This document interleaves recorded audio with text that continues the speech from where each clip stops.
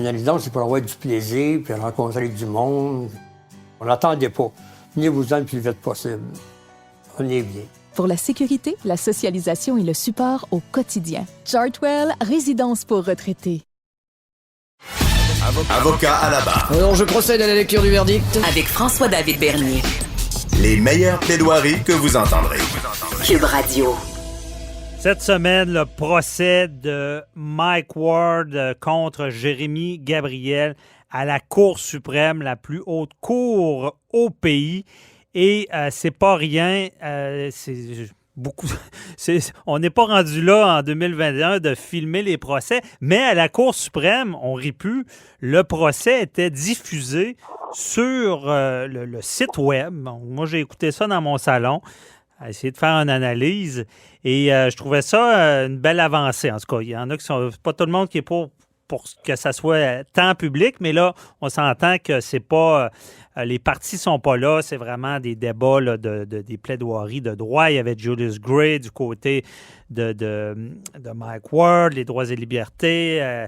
Walid Jazzy qui défendait la communauté artistique. De l'autre côté, la Commission des droits de la personne fait une belle job aussi qui défendait du côté, que c'était de la discrimination.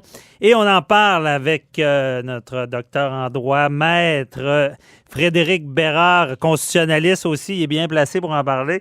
Salut Frédéric.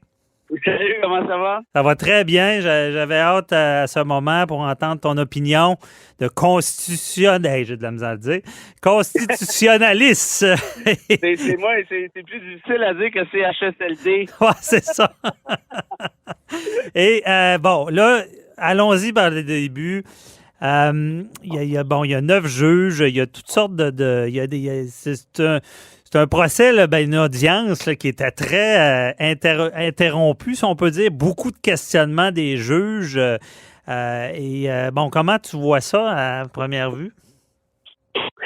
C'est sûr qu'il y a 2 juges, Jean Brown puis Martin, qui sont rentrés assez fort dans Julius Gray, disons-le comme ça, là, pour faire une image.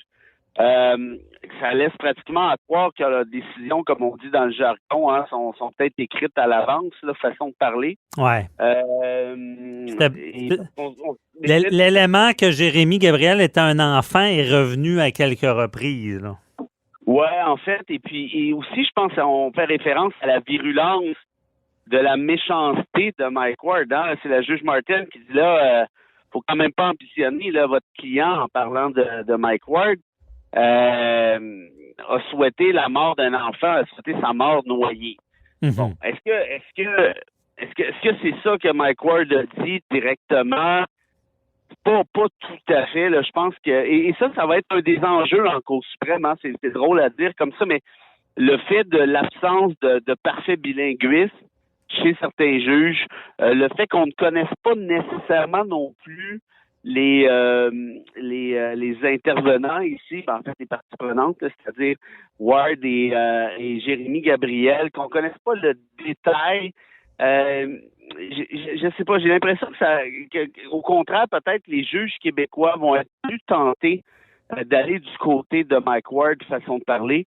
Mais au-delà de ça, je suis là d'un analyste. Non, mais on est là pour analyser, mais effectivement, le juge Wagner, là, qui est le juge en chef, avait, lui, à l'inverse des autres qui faisaient des commentaires que Jérémy Gabriel était jeune, un enfant à l'époque des blagues, lui semblait plus du côté de Mike Ward, là, dans ses propos, ses commentaires. Là. Et au-delà de c'est ça, on joue aux analystes de matchs sportifs, mais au-delà, puis le pas se tromper. Hein, des fois, les juges te posent des questions difficiles, mais sont déjà un petit peu de ton côté, ils veulent plutôt tester la solidité peut-être de la position, de la posture. Mais au-delà de ça, il y a quelque chose de très, très important qui se déroule ici, qui va bien au-delà, qui prend ensemble la question de Mike Ward et de Jérémy Gabriel, et de loin, à mon sens. C'est que quand on y pense 2 secondes, le match qui est en train de se jouer, c'est un match qui va déterminer si oui ou non la liberté d'expression artistique trouve sa place au Canada ou pas. Ça, c'est un concept qui avait été rejeté, il y a ça quand même 25 ans à peu près, par la Cour suprême dans l'affaire Aubry contre vice-versa, Ouais. si tu te souviens bien. Mhm. Et là, ça revient au cœur du débat. Et là, on va se demander... Oui, parce que Frédéric explique, Aubry venait dire que la liberté artistique n'est pas différente de la liberté d'expression. Là. Toi, tu dis que ici, on pourrait peut-être la différencier. Là. Ben moi, je pense qu'on devrait d'ailleurs la différencier. Okay. Parce que, pense-y, la liberté d'expression, il y a certains régimes d'exception. Pensons, par exemple, à la liberté de presse.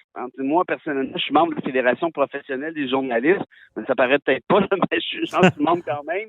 Et comme journaliste, on a une certaine protection qui n'est pas nécessairement supplémentaire parce que ça vient avec des responsabilités aussi, mais qui est distincte. En quelque sorte, on va protéger les sources journalistiques. Bref, on comprend qu'un journaliste ne fait pas le même travail que n'importe qui d'autre en matière de liberté d'expression. Ici, un humoriste entre toi et moi et la boîte à bois, et ça a un rôle de fou du roi, ça a un rôle social ultra important. Est-ce que la société québécoise serait la même si on n'avait pas eu, par exemple, un Yvon Deschamps, si on n'avait pas eu les cyniques, si on n'avait pas eu plus dernièrement les Rock et Belles Oreilles de ce monde, qui faisaient de l'humour très grinçant. Hein. Yvon Deschamps était dans le deuxième degré, là, on s'entend bien. Ouais. Mais tu sais, des numéros comme ceux sur le mot en haine qu'on ne peut plus prononcer, est-ce qu'Yvon Deschamps pourrait faire encore ce numéro-là aujourd'hui alors qu'il luttait contre le racisme? OK, Belles Oreilles, on n'en parle même plus. Donc, on n'en parle plus dans mais moi, Frédéric, je te donne tellement raison là-dessus que c'est très important puis d'être censuré. Mais moi, je vais dire... Tu sais, puis je suis ouvert à l'analyse, mais moi, où ça accroche, par contre, c'est qu'au Québec, tu sais, on protège les enfants à peu près dans tous les domaines. C'est comme à l'exception, bien des choses. Et là, ce qui m'accroche, c'est, tu sais, que c'est un jeune handicapé à l'époque. On sait comment les enfants peuvent être méchants. C'est pas lui, consciemment, qui décide d'être sur la place publique. C'est ses parents qui le mettent là. C'est là que ça m'accroche un peu plus de me dire, hey, ça démolit un jeune. J'imagine être son parent. Et j'ai des enfants, je serais... tu sais, un humoriste qui est handicapé, qui est dans sa place publique parce qu'il l'a choisi, je comprends. Regarde, moi, sans limite, là, on peut rire, puis il est là, puis il l'a choisi, puis c'est comme ça. Mais c'est le bout de l'enfant qui me chicote. Toi, comment tu vois ça, cette portion-là? Écoute, oui, évidemment, je suis d'accord avec toi. Mais est-ce tu dis les enfants sont méchants, oui, tu as raison, mais j'ajouterais à ça que les parents sont hypocrites souvent. Est-ce que au-delà de ça, il existe un droit à l'empathie?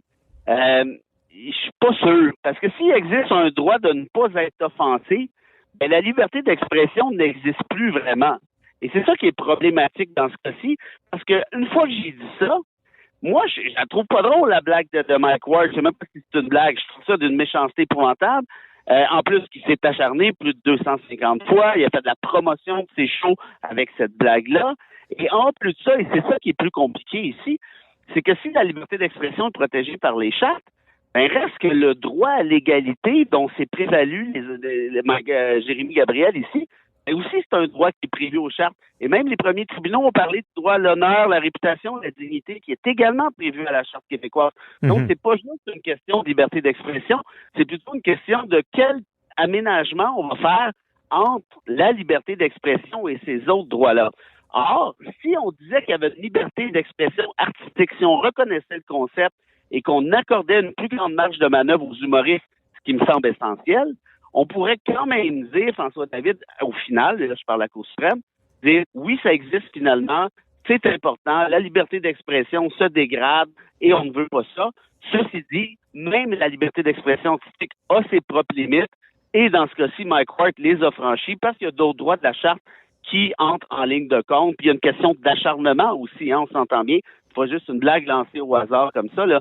Ben, c'était l'accès aussi. Les jeunes y avaient accès sur le web. Je pense que ça a amplifié le phénomène. Là. Quelqu'un qui va dans un spectacle là, pour adultes, puis ça reste là. Mais les jeunes avaient accès aussi. Je pense que ça n'a pas aidé le dossier. Là. Ça, c'est sûr. Moi, je vais te dire, je suis un fervent. Je suis peut-être trop, fleur bleue. Mais moi, depuis le début, je vois ces deux personnes-là. Puis j'ai même tenté je voulais qu'ils se réconcilient. J'aurais tellement vu ces deux personnes-là se parler. Puis en tout cas, ça s'est pas fait. Ils sont dans les grands principes. Comment? Tu les connais, les deux?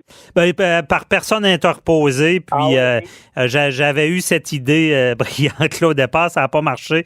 Mais je vois tellement de cas dans ma pratique. Ouais, ben, tu sais c'est quoi? Là, on y va chicaner. Puis ça se montre. C'est pour le principe. Mais en arrière du principe, il y a des humains. Et j'ai comme l'impression que c'est un cas d'espèce. Comment de fois...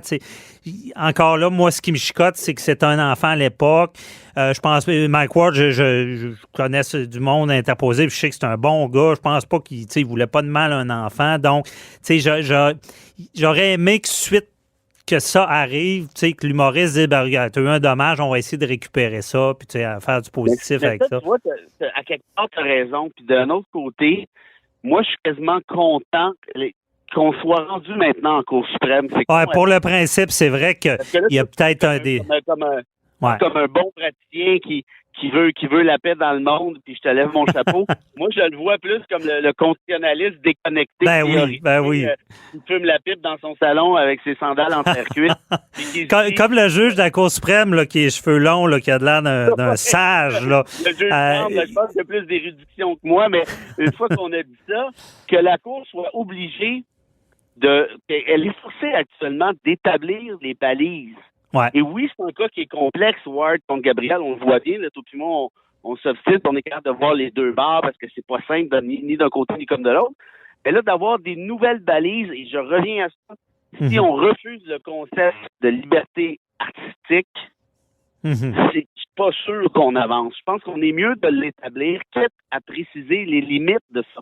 Parce qu'il faut pas oublier, François David, qu'il n'y a pas pire censure que l'autocensure.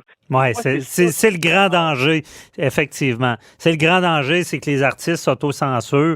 Mais puis j'en conviens avec toi, du côté judiciaire, juridique, c'est sûr que j'en ai tellement parlé en plus de ce dossier-là. C'est une cause, puis oui, ça nous donnera plus de réponses. En tout cas, on va leur souhaiter quand ils auront la réponse, puis quand l'analyse sera faite, qu'ils aillent prendre une bière ensemble. Mais on va suivre ça avec attention, puis c'est sûr, Frédéric, on s'en reparle. Je ne sais pas quand on aura le jugement. D'ici 5 ans, on va l'avoir, c'est sûr. Non, c'est pas vrai. Moi, je te prédis enregistrer et tout pour que tu puisses m'écœurer avec ça à notre prochaine bière. Je te prédis une victoire Mike Ward très serrée en prolongation avec une grosse distance. Ouais, grosse distance. Moi, j'ai pas le choix d'aller du côté de Jérémy Gabriel. Oui, avec une grosse dissidence. Mais moi, je sais pas. Mais peut-être je me trompe. L'élément qui était jeune à l'époque, je sais pas qu'est-ce que la Cour suprême va faire avec ça. Mais t'as deux arbitres de ton bord, c'est clair. on gage un gros 2 là-dessus. On s'en reparle. C'est bien, mais la bière, ça coûte plus cher que ça aussi. Là. OK, ça sera une bière. Merci. C'est la bière du cégep, là. Hey, merci beaucoup. Salut, bye. Salut à tes auditeurs, bye.